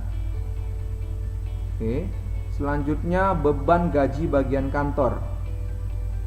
Oke, beban gaji bagian kantor 24.940 itu ya. Oke, 24 juta ya 940.000. Kemudian beban sewa. Nah, harus hati-hati kita mengerjakan ini. Beban sewa 24.020.000 rupiah, masukkan. Nah, oke. Kemudian beban administrasi lain-lain 1.320.000 rupiah. Masukkan beban administrasi lain-lain 1320. Oke, dalam ribuan rupiah ya. Kemudian beban asuransi. Maka beban asuransi 1.500.000. Oke. Kemudian beban perlengkapan toko. beban perlengkapan toko ya, Rp2.420.000. Oke. Kemudian yang terakhir beban penyusutan peralatan toko. Oke, 7.200.000 beban penyusutan peralatan toko. Oke, habis ya bebannya ya. Oke, lalu kita jumlahkan. Nah, kita jumlahkan beban-bebannya, maka dapatlah total bebannya itu sebesar Rp145.200.000. Oke, lalu kita kurangkan laba kotor. Ini dia, laba kotor tambah pendapatan. Pendapatannya nggak ada, langsung kurang beban-bebannya, kurangkan. Oke, sehingga dapatlah nanti laba bersihnya, yaitu harus sama dengan ini.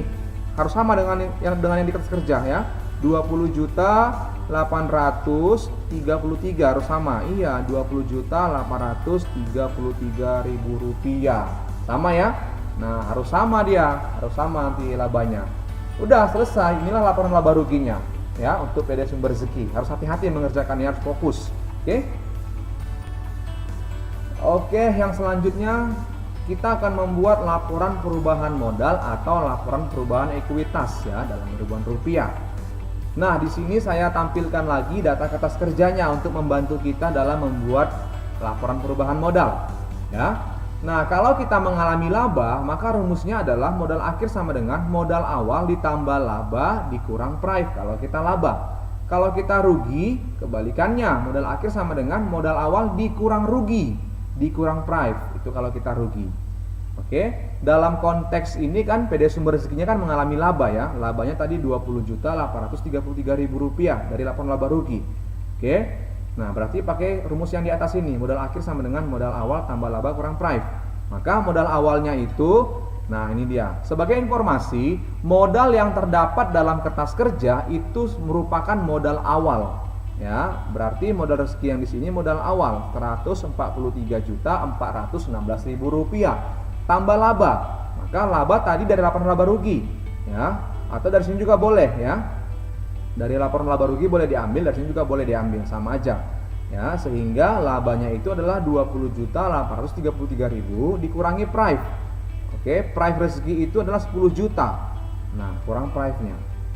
Sehingga tambahan modalnya itu adalah Rp10.833.000. Oke, modal awal ditambah dengan penambahan modal itulah yang disebut dengan modal akhir. Maka modal akhirnya sebesar Rp154.249.000 dalam ribuan rupiah. Oke, nah gampang.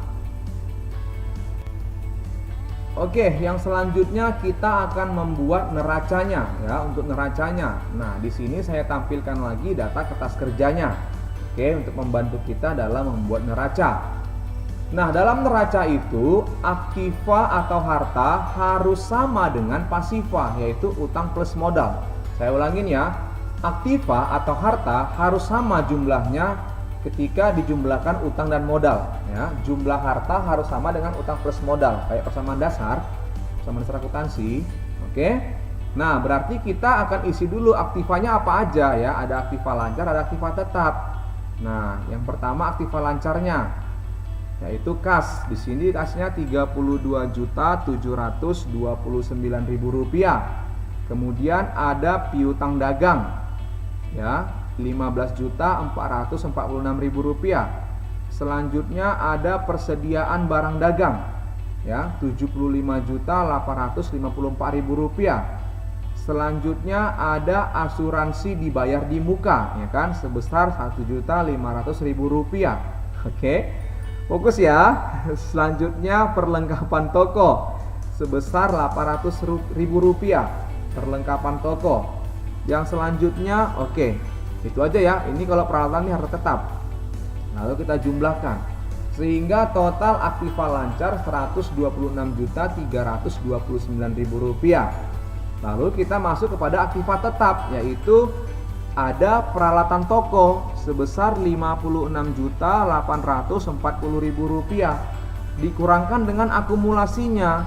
Akumulasinya sebesar Rp17.280.000. Maka nilai aktiva tetap nilai bersihnya setelah dikurangi akumulasi adalah Rp39.560.000. Nah, lalu kita jumlahkan aktiva lancar itu dijumlahkan dengan aktiva tetap, maka itulah yang dikatakan dengan total aktiva.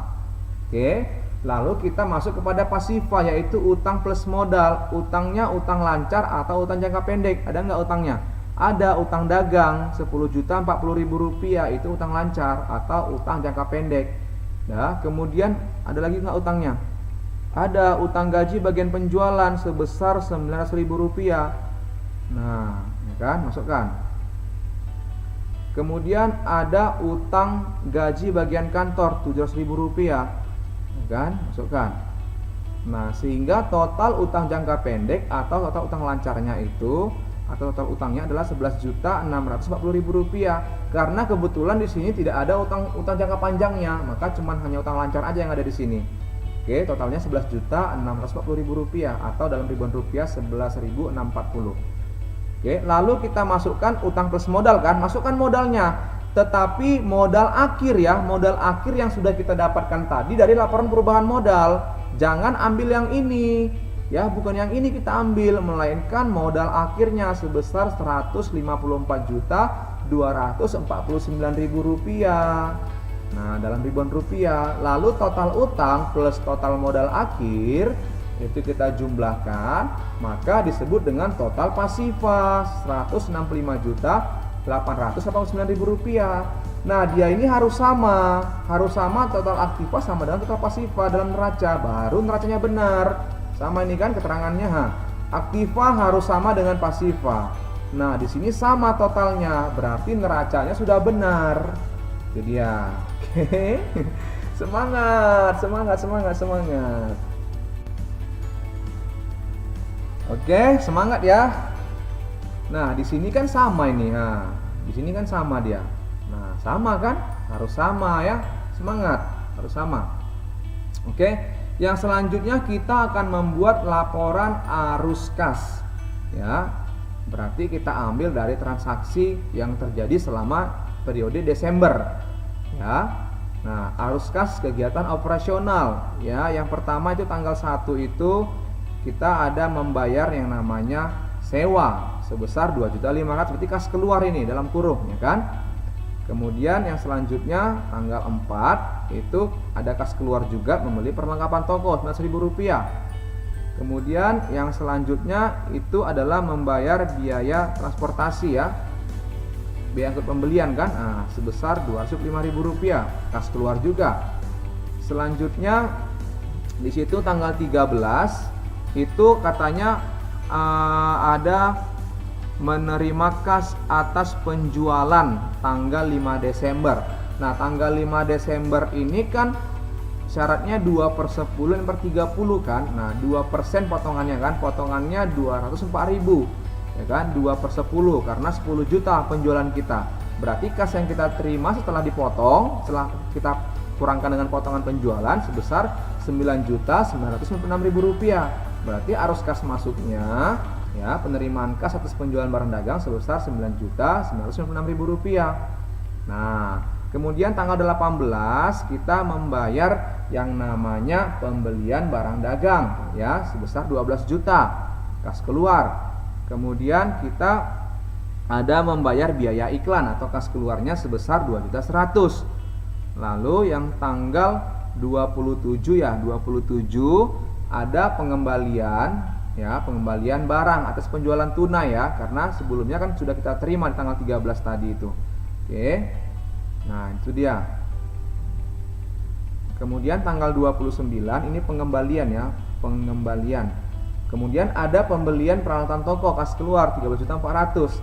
Sehingga kalau kita totalkan maka pengurangan atas kas dan setara kas selama periode Desember 2014 itu adalah sebesar 21.779.000 rupiah. Berarti kas yang keluar sebesar 21.779.000 rupiah atau pengurangan kas namanya ya, karena lebih banyak kas keluar. Kemudian saldo kas kita di awal periode Desember itu adalah 54.508.000 rupiah. Nah, ya kan?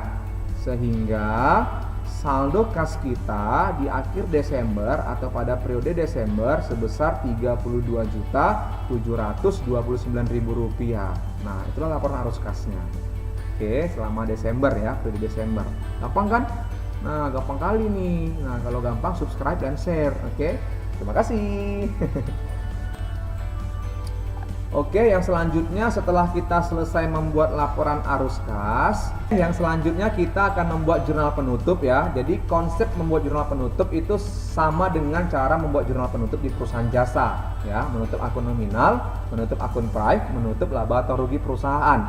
Oke. Nah, untuk menutup akun nominal kita menggunakan ikhtisar laba rugi. Jadi saldo akun nominal itu apabila dia bersaldo di debit kita pindahkan ke kredit. Sebaliknya apabila saldo akun nominalnya dia di kredit pindahkan ke debit. Nah, gampang sekali sebenarnya ya. Nah, biar lebih paham perhatikan kemari ya. Oke, menutup akun nominal. Nah, yang saya kasih kotak warna biru ini adalah akun nominal ya. Kita ambil angka dari kolom laba ruginya. Ya, tanggal 31 Desember ya, berarti kita ambil dulu yang di kolom kredit, kita debitkan dia ya. Berarti penjualan terlebih dahulu kita gunakan. Karena kan kalau dalam perusahaan jasa kan pendapatan terlebih dahulu kan. Karena ini perusahaan dagang maka penjualan terlebih dahulu. Oke? Atau dari kode akun yang pertama kali muncul. Nah, itu dia. Berarti di sini penjualannya di kredit, maka pindahkan dia ke debit. Nah, ya kan? Kemudian setelah penjualan ada retur pembelian. Oke? Di kredit pindahkan dia ke debit. Nah, 2 juta. Kemudian potongan pembelian, ya kan? Pindahkan dia ke debit 500.000. Oke. Kemudian ada di sini ikhtisar laba rugi untuk persediaan barang dagang akhir. Nah, pindahkan dia ke debit. Nah, oke. Lalu di sini pada ikhtisar laba rugi kita tutupnya. Nah, totalnya ini adalah 732.864 ini dari total ini. Totalkan dia jadinya kemari. Nah, gampang kan? Selanjutnya kita akan tutup pembelian. Nah, tanggal 31 pembelian kita lihat. Nah, pembelian ini maka ini di debit pindahkan ke kredit. Nah, kemudian retur penjualan ini. Nah, ini di debit pindahkan dia ke kredit. Nah, ya kan? Kemudian potongan penjualan 4.604. Nah, ini di debit pindahkan ke kredit. Nah, ya kan? Kemudian ada lagi enggak? Ada nih banyak beban-beban. Nah, berarti yang saya kotakkan warna biru ini ya, nah. Masukkan dia. Berarti bebannya di debit pindahkan ke kredit. Beban angkut pembelian, kemudian beban angkut penjualannya di debit pindahkan ke kredit. Kemudian beban gaji bagian penjualan di debit pindahkan dia ke kredit. Oke. Kemudian beban iklan.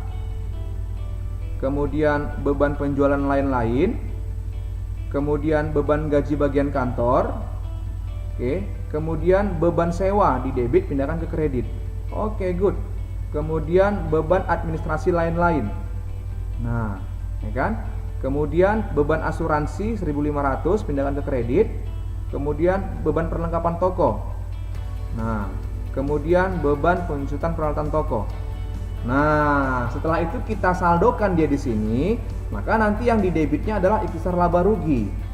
Ya, oh ini masih ada ikhtisar laba rugi. Iya, ikhtisar laba rugi untuk persediaan awal ya. Sorry, hampir ketinggalan. Nah, lalu kita jumlahkan pada ikhtisar laba rugi di debit sebesar totalnya ini semua total di kredit. Nah, Rp712.000, Rp31.031.000, Rp712.031.000. Oke, nah ini dia. Jadi kata kuncinya menutup akun nominal adalah menolkan akun nominalnya. Kalau dia bersaldo di debit, maka pindahkan ke kredit. Kalau dia bersaldo di kredit, maka pindahkan dia ke debit. Nah, itu dia. Gampang kan? Oke. Gampang sekali loh. Oke. Subscribe ya, share sama teman-temannya, biar sama pintar. Selanjutnya kita akan menutup untuk akun prive ya. Kita lihat. Kalau menutup akun prive itu dengan menggunakan modal ya. Maka prive-nya ada 10 juta, berarti tanggal 31. Maka di sini modal rezeki ya, sebesar prive-nya ya, karena yang ditutup prive-nya. Kemudian prive-nya di kredit sebesar 10 juta. Nah, jadi dia modal rezeki di debit, prive-nya di kredit sebesar prive-nya ya. Ingat itu, karena yang ditutup akun prive-nya bukan akun modal. Akun modal hanya untuk melengkapi penutup akun prive. Nah, itu dia. Gampang. Oke, yang selanjutnya kita akan menutup laba atau rugi. Nah, dalam konteks kalimat ini perusahaannya mengalami laba, maka kita akan membuat jurnal penutup untuk laba. Nah, labanya 20.833.000. Boleh pakai angka yang ini, boleh pakai angka dari laporan laba ruginya ya. Oke, menutup laba itu adalah ikhtisar laba rugi di debit, modalnya di kredit ya. Tanggal 31 Desember ya, berarti ikhtisar laba ruginya di debit sebesar labanya ya. Kemudian modal rezeki di kredit sebesar labanya ya, karena yang ditutup itu adalah laba. Jangan sampai salah ya.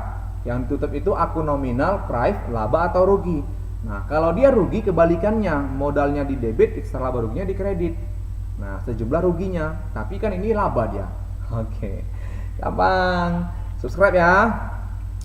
Oke, selanjutnya kita akan membuat neraca saldo setelah penutupan. Nah, di sini saya sediakan lagi data kertas kerja untuk membantu kita menyusun NSSP, neraca saldo setelah penutupan. Jadi sebenarnya kalau kertas kerjanya udah selesai, udah gampang sih membuat semuanya sampai jurnal pembaliknya, nggak ada susah-susah lagi, udah gampang. Ya, yang penting fokus aja. Tapi setelah nonton video ini, saya rasa pasti kalian paham ya. Kalau paham, komen di bawah ya paham, sangat mengerti, lalu share. Kalau nggak paham, tonton lagi sampai paham. Enggak. Kalau nggak paham, bilang aja bagaimana nggak paham. Oke. Nah, kalau dikatakan neraca saldo setelah penutupan, maka isinya adalah akun-akun yang tidak ditutup. Berarti akun-akun yang sudah ditutup tidak akan muncul lagi dalam neraca saldo setelah penutupan. Nah, yang saya kasih kotak warna biru, inilah akun-akun yang akan masuk ke dalam neraca saldo setelah penutupan. Nah, ini dia, masuk kepada NSD, saya kasih kotak warna biru ini. Oke. Nah, NSSP maksudnya, neraca saldo setelah penutupan. Oke. Ini yang warna biru-biru nih. Nah, jadi yang warna biru, semua yang dikotakin warna biru ini akan muncul dalam neraca saldo setelah penutupan, karena selebihnya akunnya sudah ditutup, sudah nol, nggak akan muncul lagi, angkanya sudah habis. Nah, berarti buat tabelnya dulu. Nah, udah langsung saya kasih jawabannya di sini. Oke, berarti kan ini kas 101 ya kan? Piutang dagang, persediaan barang dagang, asuransi dibayar di muka, perlengkapan toko, peralatan toko, akumulasi penyusunan peralatan toko, utang dagang, ya, utang gaji beban penjualan dan utang bagian gaji bagian kantor, lalu modal rezeki. Nah, ambil angka dari neraca, ya. Tapi ada tapinya, ingat. Khusus untuk modal rezeki ya, khusus untuk modal rezeki jangan ambil modal yang ada pada kertas kerja. Ingat ya, jangan diambil modal yang terdapat pada kertas kerja, sebab modal yang terdapat pada kertas kerja modal awal. Jadi modal yang kita pakai untuk membuat neraca saldo setelah penutupan adalah modal akhir ya. Modal yang kita pakai adalah modal akhir, sama seperti untuk membuat neraca. Modal yang dipakai modal akhir ya. Nah, modal akhirnya adalah Rp154.249.000. Nah, ambil modal akhir, jangan ambil modal yang ini. Salah kalau kamu ambil yang ini. Nah, lalu kamu jumlahkan. Kalau kamu jumlahkan, dia pasti sama. Berarti neraca saldo setelah penutupan yang kita buat benar. Nah, itu dia. Kalau kita ambil yang ini, nanti nggak sama saldonya. Saldo debit kreditnya nggak sama. Ya, ingat ya. Ambil modal akhir dari laporan perubahan modal. Oke. Nah, sementara dalam ribuan rupiah ya. Sementara untuk yang saya kotakin warna merah ini kan sudah ditutup ini. Jadi nggak akan muncul lagi dia, sudah ditutup. Nah, sudah ditutup dia. Jadi tidak akan muncul lagi di dalam neraca saldo setelah penutupan. Gampang sebenarnya. Jadi kalau ada soal nanti soal pilihan berganda atau soal apapun itu, jadi dia buat seperti ini. Neraca saldo setelah penutupan yang benar adalah, nah kamu lihat saja nanti kalau ada akun nominal di dalamnya berarti bukan jawaban. Ya, sebab seluruh akun nominal sudah ditutup, sudah dinolkan, termasuk price juga sudah ditutup. Ya. Kemudian jangan sampai terkecoh, ya. Modalnya modal akhir bukan modal awal. Nah, itu dia. Gampang ya. Itu dia ya. Kalau kurang paham komen di bawah nanti. Kak, ini kurang paham bagian ini itu ya, komen di bawah. Oke, selanjutnya kita sudah masuk pada tahap akhir siklus akuntansi perusahaan dagang, itu jurnal pembalik. Nah, apa-apa saja yang memerlukan jurnal pembalik. Yang pertama, perlengkapan jika dicatat sebagai beban. Ya, jadi sebenarnya jurnal pembalik ini itu cara mudah untuk membuat jurnal pembalik itu kamu harus memahami jurnal penyesuaian. Karena yang dibalik itu adalah akun jurnal penyesuaiannya. Nah, tapi nggak semua akun, hanya untuk 5 akun ini saja. Yang pertama untuk perlengkapan. Jika perlengkapannya dicatat sebagai beban, yang perlengkapan di debit, beban perlengkapan di kredit itu betul pembalik. Kemudian beban dibayar di muka yang sebagai beban. Contohnya sewa dibayar di muka di debit, beban sewa di kredit, maka itu dibalik. Kemudian beban yang masih harus dibayar, beban gaji utang gaji, itu dibalik. Kemudian pendapatan diterima di muka yang diakui atau dicatat sebagai pendapatan. Contohnya seperti ini, pendapatan sewa di debit, sewa terima di muka di kredit, maka itu perlu dibalik. Ya. Kemudian pendapatan yang masih harus diterima, yaitu piutang pada pendapatan, maka itu perlu dibalik juga. Jadi nggak semua akun. Jadi yang dibalik itu adalah akun-akun jurnal penyesuaian. Makanya kamu harus paham juga jurnal penyesuaian. Jadi ya, kalau nggak paham tonton video saya yang sebelumnya ada jurnal penyesuaiannya. Oke, nah di sini saya sediakan tabel jurnal penyesuaiannya untuk memudahkan kita. Berarti kalau dari tabel ini, maka yang dibalik itu adalah cuman 2 ini ya. Beban gaji bagian penjualan, nah tabelnya beban gaji bagian penjualan, ya kan? Nah, maka jurnal pembaliknya kita balikan saja, utang gaji bagian penjualan di debit angkanya sama, beban gaji bagian penjualan di kredit angkanya sama. Nah, beban gaji bagian kantor, utang gaji bagian kantor. Nah, ya kan? Nah, sama. Ya, gampang kan? Nah, lalu kita saldokan. Nah, saldonya harus sama. Udah, selesai tapi jurnal pembalik. Nah, gampang kan? Oke. Dalam video ini kan tadi kan tidak ada jurnal khusus ya, karena kalau saya buat terlalu sedikit ya. Jadi nanti saya akan buat lagi siklus akuntansi tapi menggunakan metode HPP penyesuaiannya. Tadi kan menggunakan metode serlaba rugi. Oke. Nah, tunggu video selanjutnya. Oke, terima kasih ya, sampai di sini video pembelajaran tentang siklus akuntansi perusahaan dagang dengan metode serlaba rugi ya. Di share pada teman-temannya, di like, komen bagian yang kalian kurang paham ya. Semoga bermanfaat videonya dan saya yakin pasti paham ketika menonton video saya ini. Oke semua, terima kasih. Sampai ketemu lagi dalam video pembelajaran selanjutnya. Bye.